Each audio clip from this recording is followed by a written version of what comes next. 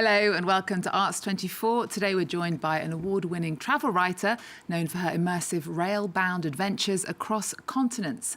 Monisha Rajesh's latest book, Moonlight Express, Around the World by Night Train, takes us on 18 unforgettable journeys across the globe. From sipping pisco sours aboard Peru's Andean explorer to watching dawn break over the skyline of Istanbul. Part love letter to the sleeper train and part cultural chronicle, the book celebrates a mode of travel once thought to be in decline, now enjoying a renaissance in our fast-paced, climate-conscious world. Monisha, thank you for being here. Thank you for having me. Thank you for this lovely book as well. You've taken readers around India in 80 trains, around the world in 80 trains. You've taken us on epic train journeys, and now for your fourth book, you're taking us on night trains on the Moonlight Express. When did you get into trains? Funnily enough, I wasn't into trains. Even when I went to India initially in 2010, I wanted to go to India to just see it as a traveller, as a tourist, really. I'd lived in India very briefly when I was 9, and we lasted 2 years and came back to the UK. And then I didn't go back for almost 20 years. And so when I finally did go in 2010, it was to just, I guess, see my country as a tourist. And I realised very quickly that the easiest, most efficient and cost-effective way to do that was via Indian Railways. And I bought a railway pass for, I think it was $540 for 90 days. Wow. Extraordinary now when I think about it. But it included all my sleeper trains, it included my food. And so the journey was a no-brainer, really. And within about 2 weeks of being out there, I realised that the trains were actually the protagonist in my story. They had so much character. Each one was like a different personality, from the kind of passengers you had on board, to the scenery, to the food. And within a month, I was just completely enthralled to the railways. Okay, so this is your fourth book. Why now are you focusing on sleeper trains? Well, I suppose after lockdown, I could see that people were really beginning to think about how they move through the world. People are very aware now of the climate crisis. People are also looking to slow down in their travels. And because none of us could fly during lockdown, once the world opened up a little bit, people started to sort of, I suppose, investigate their backyards a bit more and explore things that were closer to home. And so train travel started to have a real renaissance. And Interrail, I think in 2022 and then in 2023, they saw the spikes in their sales of rail passes. And I could also see that sleeper trains were coming back. They sort of died out around 2015 in Europe. And then gradually I could see that there were private companies coming back and they were proposing to put sleeper trains back on track. And really just a bunch of enthusiasts had decided that they wanted to bring sleeper trains back because I think they do herald a real romance and nostalgia for people, but also now the added benefit of providing a way for people to travel that's just a lot more eco-friendly. So during your travels, are you noticing, since you started writing like over a decade ago, are you noticing more and more people on these trains? So much more. And particularly in the last couple of years while I've been doing this book, everybody I spoke to said that they were on board because they were just fed up of flying. And even though not everybody had actively given up flying, it was certainly a factor when they were booking where they were going. And not just for family holidays, but even for people who were commuting for work. If there was a train that was an option, they were absolutely going to do that. Well, I've made my list from your book. And one of the most memorable journeys retraces, of course, the route of the original Orient Express. What was that like to go on that iconic track? It was quite an eye-opening experience because I think one of the myths that still exists is that the Orient Express was a single luxury sleeper that just ran from Paris directly to Istanbul. And it's absolutely not the case. It was absolutely broken up into lots of parts. It took a couple of years before it was actually a full route. It involved ferries crossing the River Danube, and it was really a commuter service. It was a passenger train, and it had a number of different routes that ran. So I decided to retrace this to see how far I could actually get on sleeper train, and it took me from Sunday afternoon, I think, when I departed London, to get into Istanbul on Friday morning. Right, okay. So it was, you can do it in about 3 days, but I decided to hop on and off in between.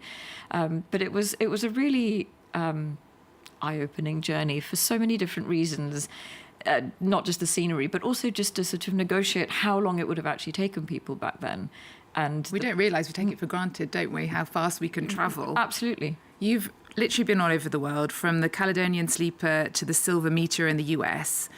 Your journeys are so wide-ranging. Which one was the most surprising? Most surprising, probably the train that I did called the Doğu Express, which goes from Ankara in Turkey right through to the northeast border on Armenia. It's actually been around since the 1930s, and Doğu just means Eastern Express, and it's existed in lots of different guises. It's been a passenger train, it's commuter, it used to take people back and forth who worked in the military. It was used to deliver telegrams. It's so many different reasons, but I think it was 2 or 3 years ago, a Swedish YouTuber came out and filmed the journey and put it up. And then lots of young Turks suddenly became aware of this train that they had never heard of before. And I think suddenly realizing there was this spectacularly beautiful journey that was on their back doorstep made it a really, really popular train. And now it's almost impossible to get tickets. Oh, wow. And when I was on board, I was just surrounded by young Turks. And I wasn't expecting that at all. I genuinely was quite surprised by it, because it's a long journey. It's 26 hours. You travel through the Anatolian mountains and you end up in Kars, which is so far at the northeast end of Turkey. And I'd never really considered Turkey as being a snowy, icy, forested landscape, and yet it was. And it's got such natural beauty that it was probably one of my favourite journeys of the book.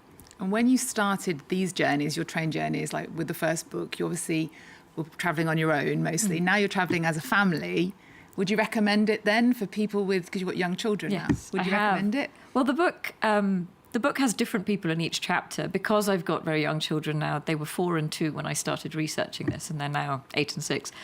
I took different people with me. So I'm by myself for the first 5 chapters, then I meet up with a friend for a couple of them. I have a photographer who I actually met on a train in India, who has stayed with me through the last 15 years, and we do journeys together. I've also then had the children in a couple of chapters, namely the Santa Claus Express in Finland, and my elder daughter actually came with me from Rome to Palermo. And I would absolutely encourage families to do sleeper trains with children, because they're like a mobile camping trip, and you've got bunk beds, and you've got your private compartment, and you've got your food, and they're contained. It is very well. It can be, but it also doesn't have to be. You can travel in an open compartment with children in 6-person couchettes. You never know who's coming and going, but you can also travel with privacy as well. So there's always a train, I say to people, that lends itself to whatever your needs are. Okay. We're going to see a lot more of trains probably this month towards the end of the year, because it is the 200th anniversary this month of the first passenger train. Tell us about that journey. It was in the UK. Yes, it was. It ran from Stockton to Darlington, and it was the first ever passenger train that ran on a public line. And back then it was a steam train, and these trains began to actually open up British people going to the seaside. That's really what they were. I mean, initially it was for freight. It was all freight that was being used. But when people got on board these trains, they realised that they could open up the seaside to not just upper class travellers. It was for absolutely everybody. It was a very democratising experience, and anybody could do these day trips. And they became very symbolic of British seaside holidays. And so there is a lot of fervour around railways at the moment. Monisha, you are here in Paris because you're speaking at Shakespeare & Co., which is the famous bookshop, of course, and you've called it your favourite bookshop in the world. What is it about this place? Oh, well, actually, my book does start in Shakespeare & Company, because when I came through from London to Paris, I had an afternoon spare until I had to take the night jet from Paris to Vienna. And I popped into Shakespeare & Company. I'd come to visit Notre Dame. I wanted to see it at that point when it was still in the stages of being rebuilt. And Shakespeare & Company has just... I quite like the fact that you can't take photos and videos inside, and it still retains this intimacy of reading. It's got such beautiful covers, the covers that you can't find in most other shops. It's got such an incredible history of some of the literary greats who've come through and stayed in the shop and left their mark. And for me, it just marks everything that's just wonderful about reading and books. We're about to run out of time, but if you could choose just one night train journey for our viewers, people at home, I know it's going to be hard to experience themselves, what is the ultimate Moonlight Express? I think it's probably in Norway. Norway's got some of the loveliest sleepers, because it has all the elements that I think you need on a sleeper train. It's got a fantastic dining car that's open till 4 a.m. with a huge range of food for vegetarians and vegans. It's got very, very comfortable compartments. The train is slow, so it doesn't shake you around, and you can sleep through the night. It's comfortable. And then there's the scenery. Norway is one of the most spectacularly beautiful countries to travel through. And you could, depending on what time of year you're traveling, you could go in winter and you could see the fjords frozen over. You could see reindeer on the slopes, or you could go in summer and you get the midnight sun where it's bright at 3 o'clock in the morning. And it's my ultimate sleeper train destination. It sounds incredible. We had some images of it on the screen, actually, as you were talking about it. We always end our interviews with our cultural guests. We always end our interviews with our guests' cultural recommendation of the moment. What have you chosen for us? It does actually tie into the Norway train, because I enjoyed it so much. I went back in summer and I took my children and my husband from Oslo to Trondheim. And when we were in Trondheim, it just so happened that a new Picasso exhibition opened, and we got to see Picasso's grandson, who'd come to open it, and he's actually donated a lot of his grandfather's works from his own private collection. It's at Pomo in Trondheim, and it's an amazing collection of more than 50 pieces of his quite late works, and a handful of ceramics as well. And I would absolutely recommend anybody make the journey to go and see it. Okay, on the train. Yes, the sleeper. Monisha, it's been a pleasure to have you on the show. Thank you so much. Thank you very much. Monisha Rajesh's new book, Moonlight Express Around the World by Night Train, is out now from Bloomsbury. Her book tour runs until the 23rd of November with a stop at Shakespeare and Company. Thanks for watching. See you next time.